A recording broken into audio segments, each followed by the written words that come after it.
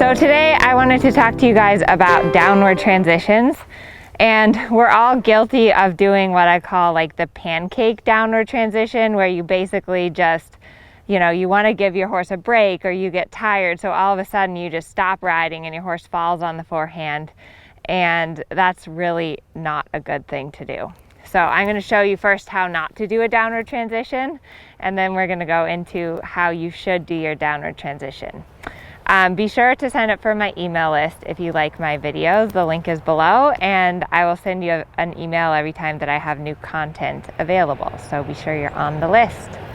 All right, this is Jacques. So first off, I'm going to show you what I see a lot of people do, and what, even I am sometimes guilty of doing, the pancake downward transition. Comment below and let me know if you're guilty of this.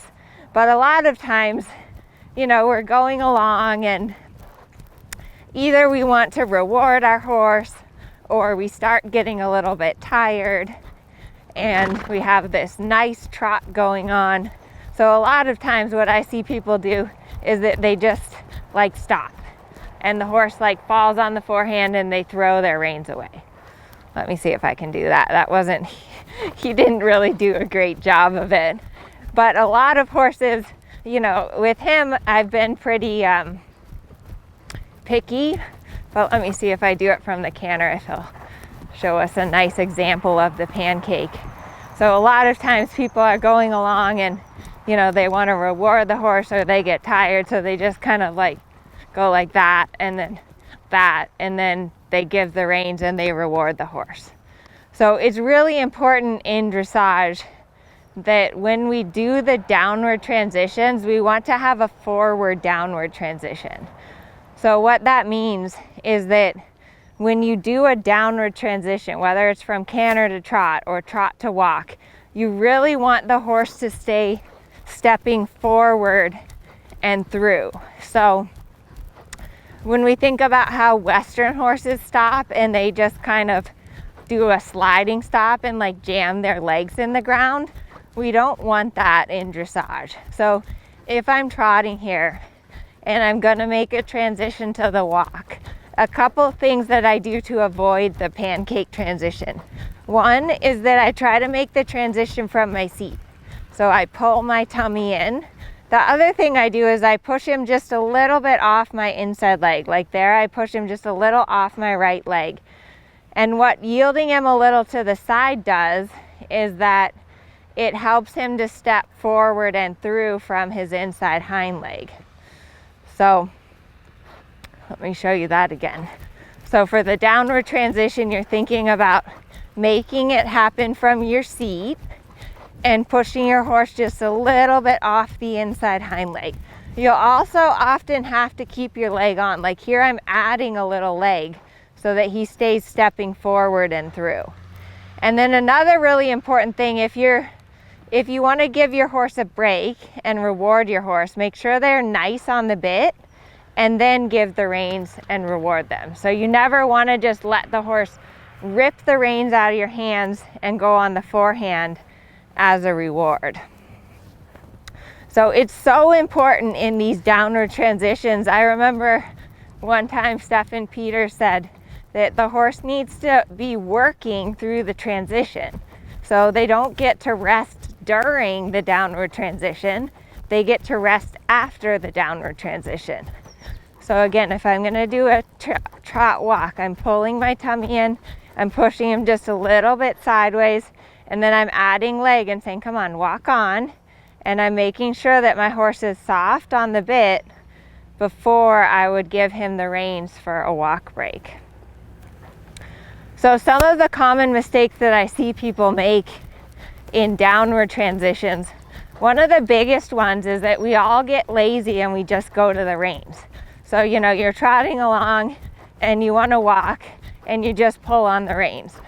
So you can see when I just pulled on the reins, his croup went up, his head went up, and he just kind of braced into the downward transition. So I'll try and show you that one more time. If I use my reins to make the downward transition happen, it blocks the forward. So if I'm going along here and I just pull, you can see how his hind legs stop. There's like this big brace that comes through his top line. So it's really important that you do the transition from your seat. So you're trotting along, you think about making the transition happen by pulling in your tummy, tightening your lower abs, kind of pulling your belly button to your spine in order to make that transition happen from from trot to walk. Good boy, Jacques.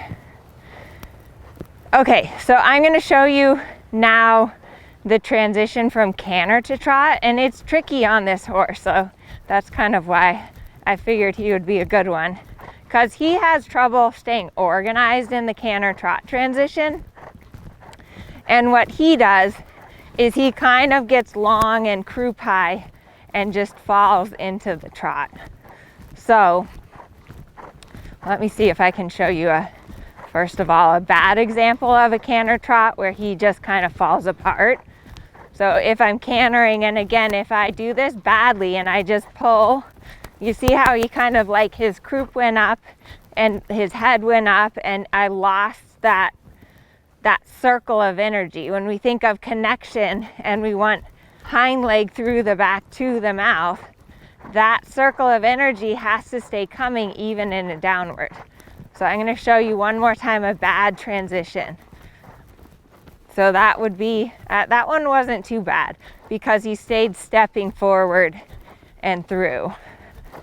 I'm just going to do a few of them and see if I can get some good ones. So one thing that I do to help this horse in the downward transition, in the canter trot transition, is again, I think about keeping him just a little bit off my inside leg. So pushing him just a hair sideways as I go from canter to trot. And really, good boy, that was good. Really staying connected and centered in my seat. Another thing that's important when you're working on your downward transitions is allow yourself a few strides or maybe even a half circle to make it happen. So rather than saying like you have to trot now, kind of feel for the right moment and give your horse some time to find their way to the trot, as opposed to just all of a sudden pulling on them and making them trot. So like as I'm cantering around here, let me see if I can show you first. A bad one would be if I just like pull. You see how his croup came way up there? So rather than doing that, for my downward transition, I'm gonna think of giving him like 4 or 5 strides. I'm gonna think of pushing him a little off my inside leg, especially because, good boy, that was better. Because this way he likes to lean into the right, and you could see how that helped him have that idea of the forward downward.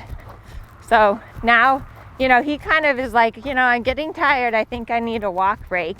I can feel him asking to walk, but I'm really gonna make sure that this last trot walk transition, he stays stepping forward, forward, forward, good boy.